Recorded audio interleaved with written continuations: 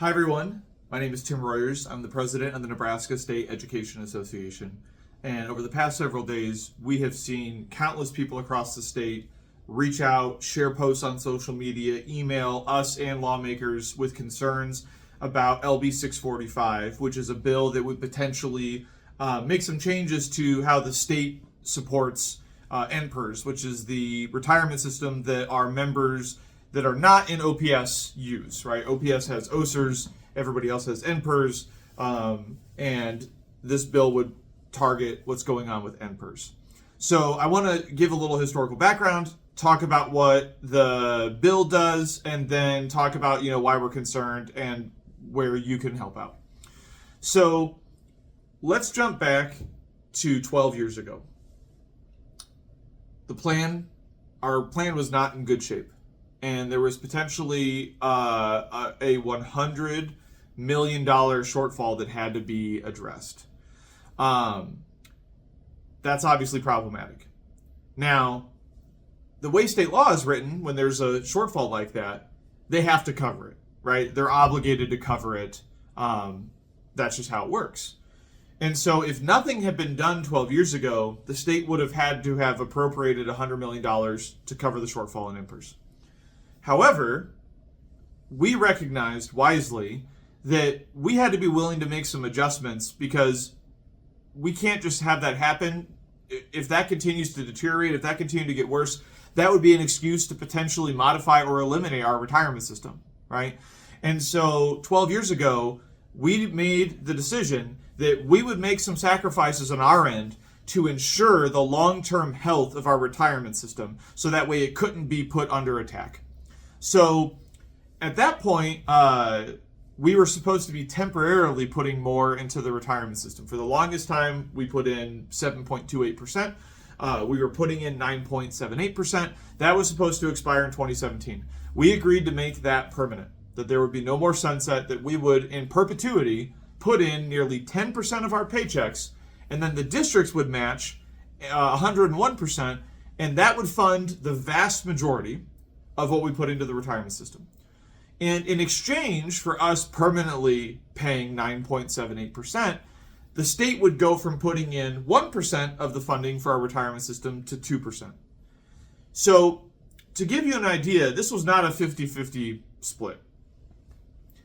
We covered our changes on our end, covered 80% of the funding shortfall for our retirement system. That the change on the state's part covered 20%. So we did the vast majority of the legwork, but again, that was purposeful, so that way they wouldn't have an argument to say, we need to dismantle the retirement system or limit it or weaken it, because we ensured that it would be healthy for the long term. So that was 12 years ago.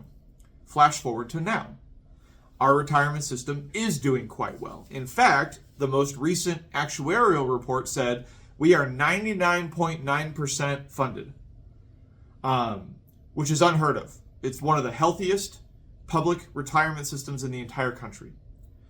And that was back towards the end of 2024. So it's highly likely we are now at the point where we actually have more money in the retirement system than we need. We're above 100% funded. And that then begs the question, do we need to be putting less in if we're above what we need? And that's where LB645 comes in.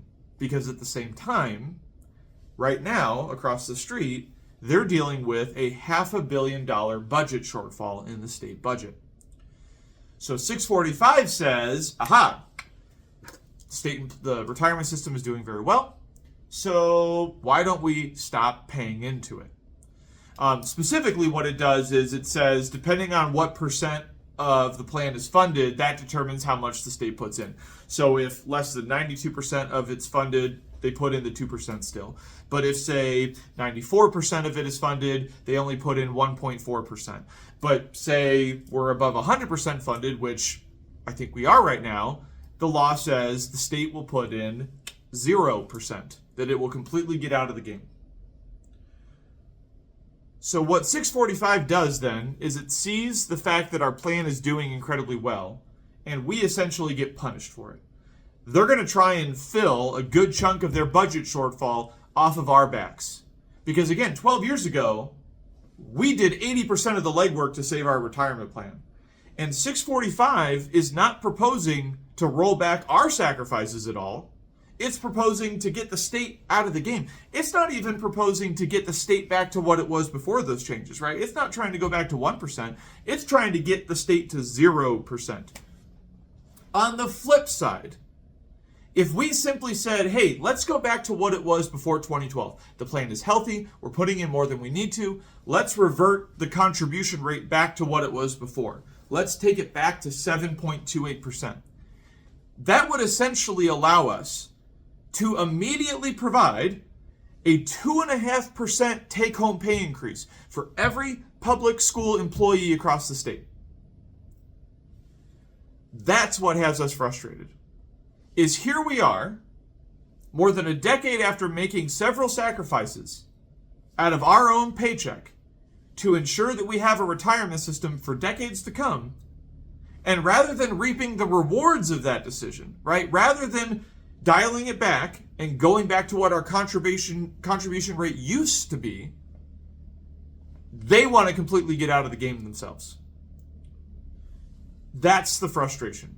At a time when we have hundreds of unfilled teaching positions across the state, at a time when only 8% of educators across the state feel that state lawmakers take them into consideration when they craft education policy, the chair of the retirement committee, at the request of the governor, introduces a bill that would completely get the state out of our retirement system, but not roll back the sacrifices that we made 12 years ago to ensure that it would remain viable. That being said, if you feel strongly that our hardworking educators should be rewarded for our strong financial decision-making 12 years ago, and simply revert the changes and restore the contribution rate to what it used to be, keep reaching out to both members of the retirement committee and your own elected state senator. Let them see the significance. We're not opposed to dialing back the state to what it used to be, to going back to 1%, if they also dial us back from our changes as well, right? If they look at the tier system, if they look at the cost of living adjustments, if they look at the 2.5% additional coming out of our paychecks, then we're willing to look at going back from 2% to 1%. And I'm going to be very candid with you all. We tried to work in good faith with the sponsors of this bill. We met with the governor's office on January 8th. We met with Senator Ballard's office on January 9th. And we gave them all this history, and we told them we're willing to compromise. And they didn't want to work with us. Well, I will tell you, your emails and calls over the weekend have gotten their attention, and they're listening now.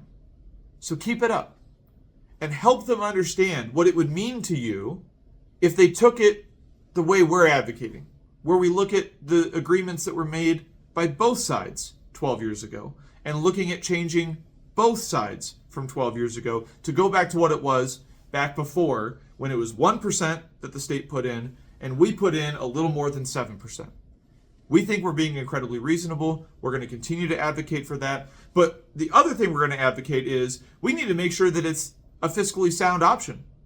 We don't want to be advocating for something that might sound great in the short term, but put us back in a situation where we have to make some sacrifices 5 years from now.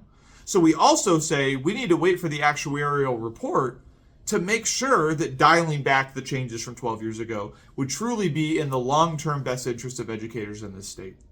So I want to thank all of you for your continued interest and your continued use of your voice. It's only through collective action that we're going to be able to get anything done on any issue, especially on an issue as important as retirement. So continue to reach out, and continue to reach out to us if you have any questions. We are happy to dive into the details, both in terms of the history and what 645 would potentially do to our retirement system. So again, it is a privilege representing and working for the educators across the state. I will continue to do so, as will all of the people in this building who are working hard for you each and every day. And again, we'll be in touch. Thank you for your ongoing support, and let's fight to have a retirement bill that truly puts our educators at the forefront of the decision making. Thanks.